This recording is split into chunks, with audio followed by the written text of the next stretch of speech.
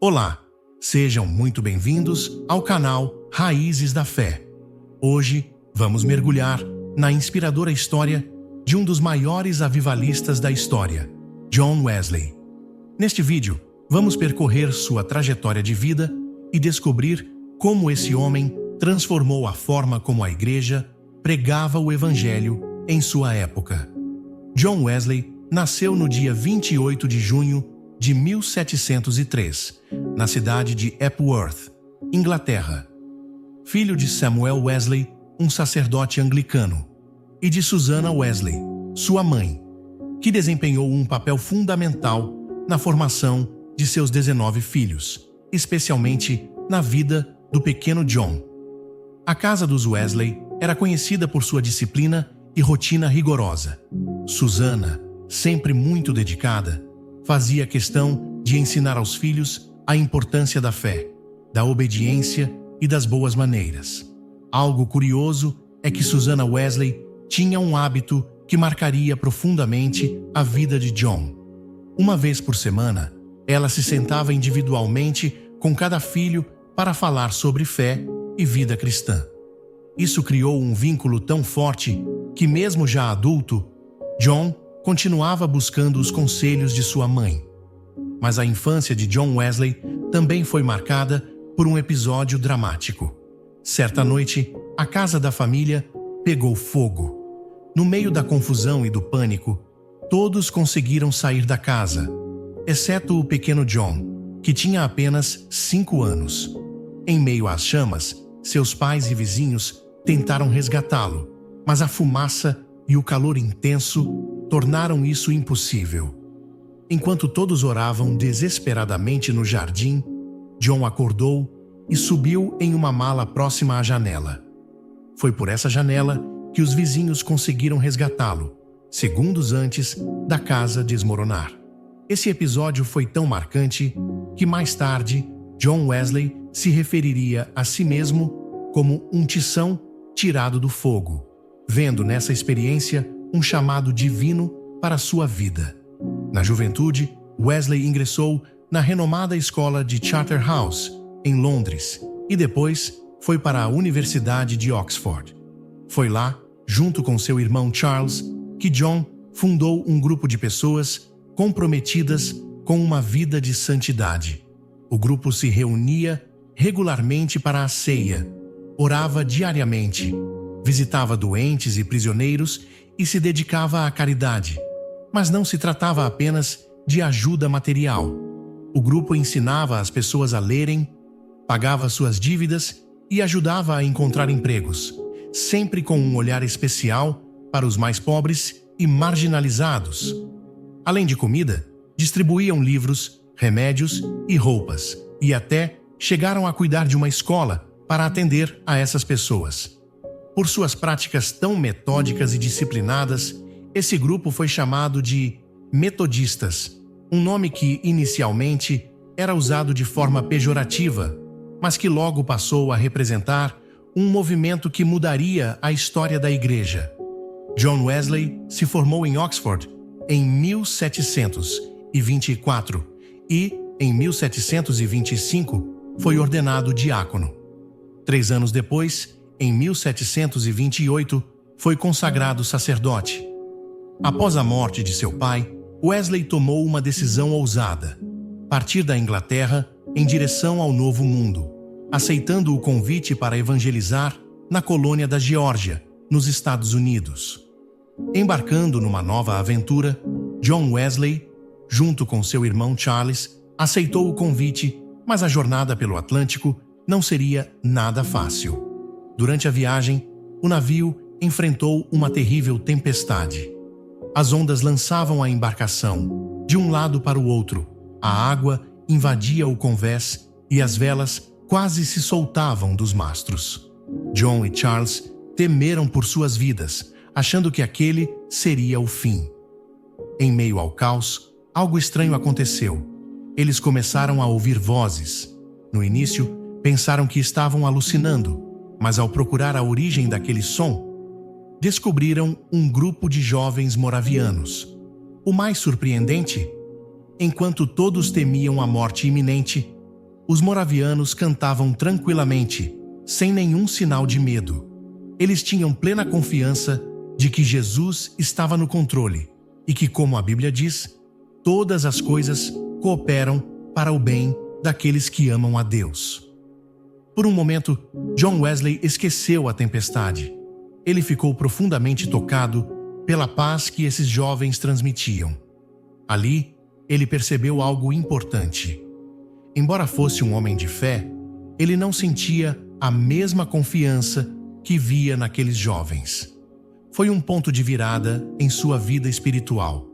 Os moravianos eram um grupo que havia passado por grandes perseguições. Originários da Boêmia e Morávia, eles sofreram durante a Inquisição e a Reforma Protestante, sendo forçados a se refugiar.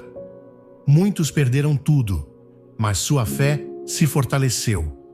Alguns até se venderam como escravos para levar o evangelho aos cativos em terras distantes. A viagem para os Estados Unidos durou 2 anos e foi muito diferente do que John e seu irmão esperavam. Wesley serviu fielmente sua congregação, mas sua rigidez e métodos disciplinados acabaram gerando conflitos entre os membros. Em dezembro de 1737, ele voltou à Inglaterra, desanimado e em crise. Já não tinha mais a mesma convicção sobre sua fé. Apesar de seus esforços para se manter íntegro e fiel a Deus, Wesley sentia que faltava algo. Ele não possuía a paz interior que aqueles jovens no navio tinham demonstrado. Em busca de respostas, ele procurou um missionário moraviano, que ouviu suas angústias e lhe disse, sem rodeios: John, o que te falta é fé verdadeira. Foi no dia 24 de maio de 1738 que Wesley experimentou uma verdadeira transformação. Ele participou de um culto onde estava sendo lido o prefácio de Lutero à Epístola de Romanos. E, pela primeira vez, ele entendeu a doutrina da justificação pela fé. Nesse momento, John Wesley se sentiu verdadeiramente salvo. Ele descreveu essa experiência como uma garantia de que Cristo havia perdoado seus pecados e o libertado da morte. Esse foi o início de uma nova fase em sua vida e ministério. No ano seguinte, 1739, Wesley aceitou um convite de seu amigo George Whitefield para pregar ao ar livre em Bristol. Até aquele momento, John jamais havia considerado a ideia de pregar fora de uma igreja. Mas aquela primeira pregação ao ar livre foi um sucesso. As pessoas se aproximaram, curiosas para ouvir o que ele tinha a dizer, e o resultado foi tão positivo que Wesley decidiu continuar pregando dessa forma. Pode parecer simples para nós hoje, mas na época isso era revolucionário. Pregar fora de uma igreja não era comum, mas Wesley viu nessa estratégia uma maneira de tornar o cristianismo acessível a todos, não apenas àqueles que frequentavam os templos. Foi o início de uma nova abordagem evangelística que mudaria a forma como o evangelho seria pregado nos anos seguintes.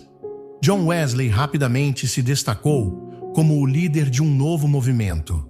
Ele e seu amigo George Whitefield, apesar de trabalharem juntos por um tempo, acabaram se distanciando devido a uma discordância sobre a doutrina da predestinação.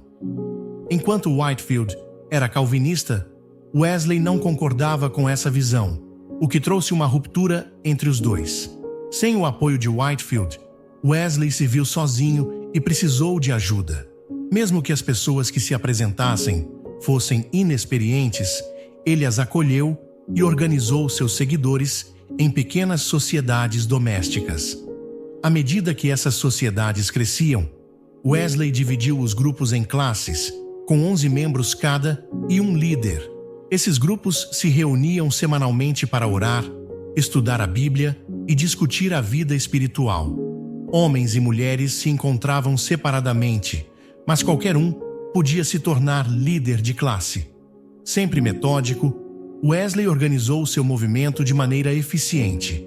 Ele dividiu os grupos em sociedades, classes, conexões e circuitos, todos sob a direção de um superintendente. Com o tempo, até seu irmão Charles e outros ministros anglicanos se uniram a ele, mas era John quem pregava a maior parte do tempo. Os ministros e pregadores leigos se reuniam ocasionalmente para discutir o avanço do movimento e, mais tarde, essas reuniões deram origem à famosa Conferência Anual Metodista. Em 1787, John Wesley foi forçado a registrar seus pregadores como ministros não anglicanos, mas mesmo assim, ele permaneceu anglicano até o fim de sua vida. Wesley sempre fez um esforço para que sua agenda não colidisse com as atividades da Igreja Anglicana. Mas, ao ser questionado sobre sua ousadia em pregar fora das igrejas, ele respondeu com sua célebre frase: "O mundo é a minha paróquia." Durante seu ministério, Wesley viajou mais de 6.000 quilômetros por ano, levando a palavra de Deus a todos os cantos da Europa. Ele pregou na Inglaterra, Escócia e Irlanda, visitando alguns desses lugares dezenas de vezes. Com o tempo, Wesley percebeu que sua fé não era apenas uma questão de doutrina correta, mas de um estilo de vida missionário que implicava santidade, amor e compaixão. Esse compromisso fez dele um exemplo vivo do que significava ser cristão naquele tempo. Wesley enfrentou muitas perseguições e desafios, mas Deus honrou seu trabalho. Houve uma vez em que a igreja de Epworth, onde seu pai havia sido sacerdote por muitos anos, proibiu John de pregar. No entanto, Wesley não se intimidou. Ele simplesmente pregou do lado de fora, em frente ao túmulo de seu pai, e mais uma vez, Deus agiu poderosamente. A multidão que se reuniu ali era tão grande que o espaço ao redor não conseguia comportar todas as pessoas que vieram ouvi-lo. Ao longo dos seus 54 anos de ministério, a Igreja Metodista cresceu de 4 membros para impressionantes 132.000, com 72.000 na Europa e 60.000 nos Estados Unidos. Esse crescimento foi fruto do trabalho disciplinado de Wesley e sua paixão por espalhar o Evangelho. Seu último sermão foi pregado no dia 23 de fevereiro de 1791 e, em 2 de março do mesmo ano, John Wesley descansou no Senhor.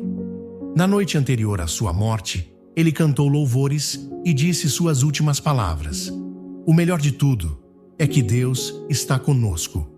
Se você gostou desse vídeo, não esqueça de deixar seu like, se inscrever no canal e ativar o sininho para não perder os próximos episódios. Até a próxima!